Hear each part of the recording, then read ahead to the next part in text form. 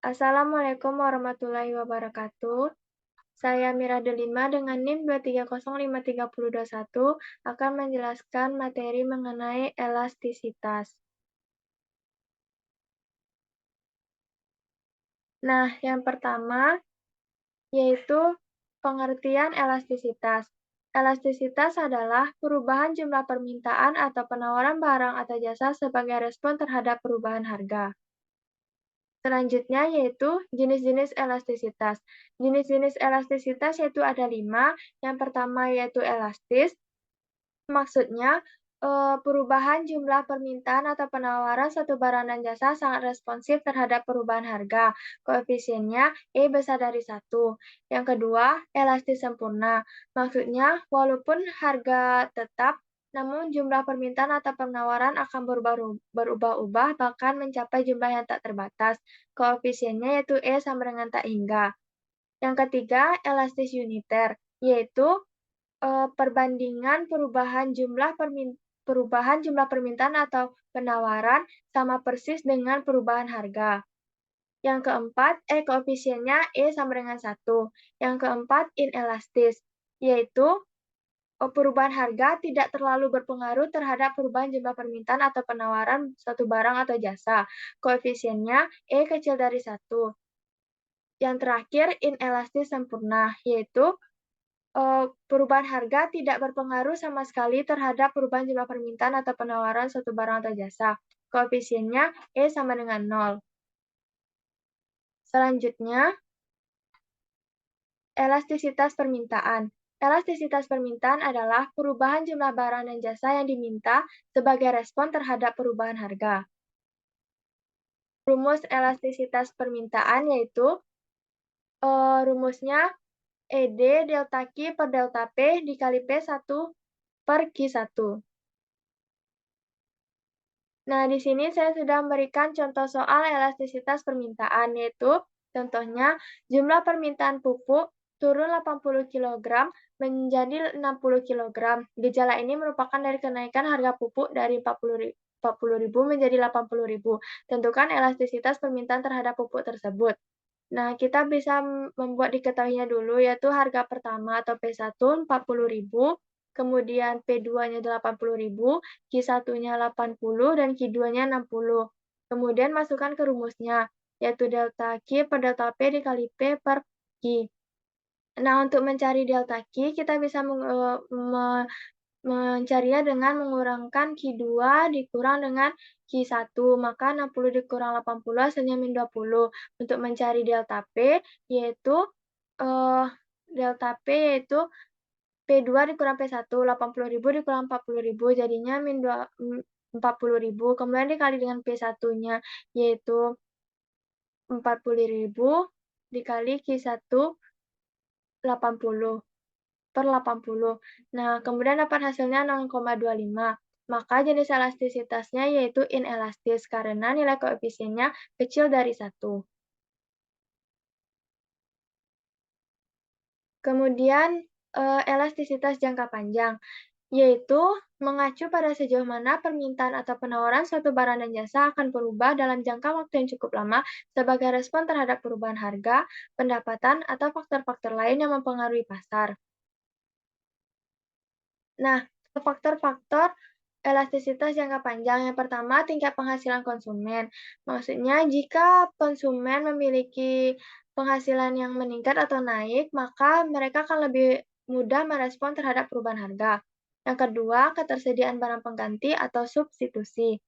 Jika satu barang tersebut memiliki banyak alternatif lain, maka permintaan terhadap barang tersebut cenderung lebih elastis.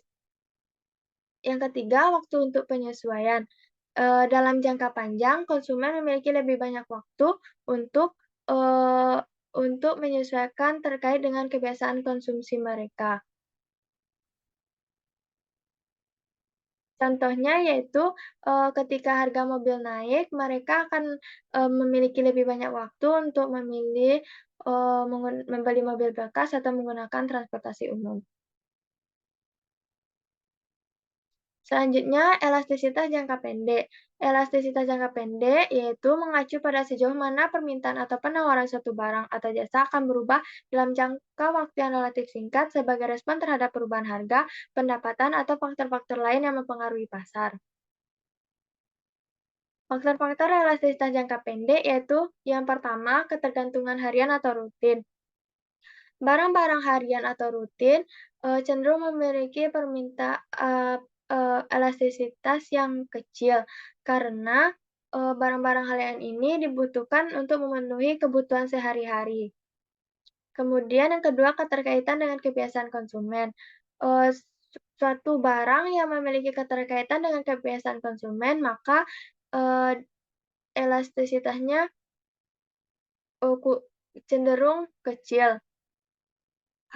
Misalnya jika seorang memiliki kebiasaan untuk meminum kopi setiap pagi, maka orang tersebut akan terus membeli kopi tersebut walaupun harga kopi tersebut naik dalam jangka waktu pendek. Selanjutnya, elastisitas penting lainnya. Yang pertama yaitu elastisitas permintaan terhadap pendapatan, yang kedua elastisitas permintaan silang, yang ketiga elastisitas penawaran. Elastisitas permintaan terhadap pendapatan yaitu elastisitas yang mengukur sejauh mana jumlah barang atau jasa yang diminta akan berubah sebagai respon terhadap perubahan dalam pendapatan konsumen. Lebih khusus lagi, elastisitas ini mempertimbangkan berapa persen perubahan dalam jumlah barang atau jasa yang diminta akan terjadi akibat 1% perubahan dalam pendapatan konsumen. Yang kedua, yaitu elastisitas permintaan silang. Elastisitas permintaan silang adalah persentase perubahan jumlah yang diminta akan suatu barang yang diakibatkan oleh perubahan harga barang lain yang mempunyai hubungan dengan satu produsen. Selanjutnya, elastisitas penawaran. Elastisitas penawaran yaitu mengukur sejauh mana perubahan jumlah barang atau jasa yang dapat ditawarkan produsen sebagai respon terhadap perubahan harga. Untuk menentukan elastis silang, rumusnya yaitu, EC persentase perubahan permintaan barang X per persentase perubahan harga barang Y. Contoh elastisitas silang di sini yaitu, apabila harga tiket bus 40.000, maka harga tiket KA berada di bawah tiket bus, dan permintaan rata-rata tiket KA sebanyak 2.000. Jika harga tiket bus naik menjadi 45.000, sementara harga tiket KA tetap, maka permintaan tiket KA akan mengalami kenaikan menjadi 2.300. Nah, berapakah koefisien elastisitas silang? Yaitu, eee penyelesaiannya yang pertama, kita cari dulu persentase jumlah permintaan, yaitu jumlah permintaan yang baru, yaitu 2.300 dikurang jumlah permintaan lama, yaitu 2.000, per jumlah permintaan lama, yaitu 2.000 dikali 100%. 2.300 dikurang 2.300 per 2.000 dikali 100%, maka dapat hasilnya 15%. Kemudian kita cari persentase harga jualnya, yaitu harga baru dikurang harga lama per harga lama dikali 100%. Harga tiket bus baru yaitu 45.000, harga tiket bus lama 40.000, per harga tiket lama bus 40.000 dikali 100%. Nah, 45.000 dikurang 40.000, 5.000, per 40.000 dikali 100%, maka dapatnya 12,5%. Kemudian baru kita masukkan ke dalam rumus permintaan silang, yaitu persentase perubahan permintaan per persentase perubahan harga, yaitu persentase perubahan permintaan sebesar 15% per persentase perubahan harga sebesar 12,5%. Nah, hasilnya yaitu 1,2. Maka, karena koefisien nya besar dari 1, maka jenis elastisitasnya yaitu elastis. Selanjutnya contoh elastisitas penawaran. Contoh soalnya yaitu pada saat harga 10.000, jumlah sayuran yang ditawarkan ialah 100 buah. Namun harganya turun menjadi 5.000, jumlah sayuran yang ditawarkan sekitar 50 buah. Nah, tentukan tingkat elastisitas penawarannya. Kita bikin diketahuinya dulu, yaitu harga awalnya yaitu 10.000, jumlah penawarannya 100.000, kemudian harganya turun menjadi 5.000, maka penawarannya juga turun sebesar 50.000.